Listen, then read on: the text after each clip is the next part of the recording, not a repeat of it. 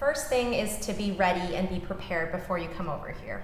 So, you can start by trying to find factories by searching and then emailing them and getting on the phone with them.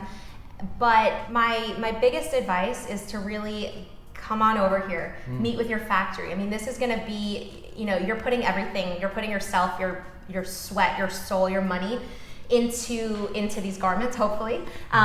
So bringing on a new factory is one of the most important decisions that you need to make when you're launching your company. So get on a plane, get over here, get the FaceTime in, or work with a professional on the ground in Vietnam that you can trust, that can represent you. Definitely. Hi, my name is Chris. I'm a fashion startup consultant based in Ho Chi Minh City, Vietnam.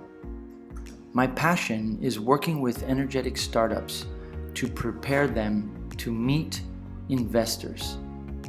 Together, we write your business plan, create your tech packs, fill in your quantity breakdown list, and finalize your quality control checklist.